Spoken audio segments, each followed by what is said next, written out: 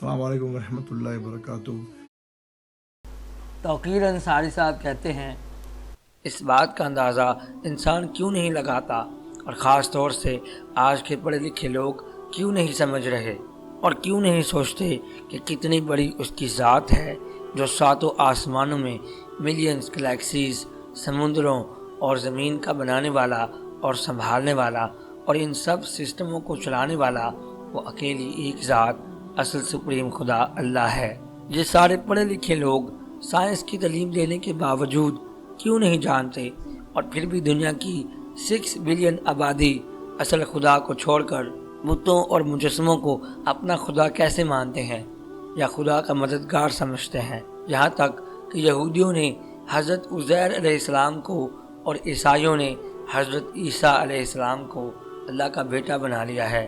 وقالت اليهود عزير ابن الله وقالت النصارى المسيح ابن الله ذلك قولهم بأفواههم۔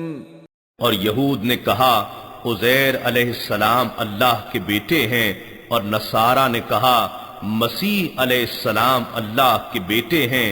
یہ ان کا لغو قول ہے جو اپنے منہ سے نکالتے ہیں۔ دنیا کے سب سے ترقی یافتہ ممالک امریکہ، چائنا، انگلینڈ، جرمنی، فرانس وغیرہ کے لوگ سائنس کی دنیا میں اتنے آگے نکل جانے کے باوجود پھر بھی اصل سپریم خدا اللہ کو چھوڑ کر اللہ کی بنائی ہوئی چیزوں جیسے آسمان، سمندر، زمین میں موجود چیزوں پر رات دن ریسرچ بھی ہو رہی ہے، اور 40 سے 50% ریسرچ پر ڈالرز اور پاؤنڈز وغیرہ کا خرچہ بھی ہو رہا ہے، مگر ان سب چیزوں کا بنانے اور چلانے والا ایک اصل سپریم خدا اللہ کو ماننے اور جاننے کے لیے یہ کیوں تیار نہیں ہوتے؟ وہ کس دلیل سے اپنے ہی بنائے ہوئے بتوں اور مجسموں کو اپنا خدا مان رہے ہیں؟ وَهُوَ اللَّهُ لَا إِلَٰهَ إِلَّا هُوَ لَهُ الْحَمْدُ فِي الْأُولَىٰ وَالْآخِرَةِ وَلَهُ الْحُكْمُ وَإِلَيْهِ تُرْجَعُونَ۔ اور وہی اللہ ہے، اس کے سوا کوئی معبود نہیں۔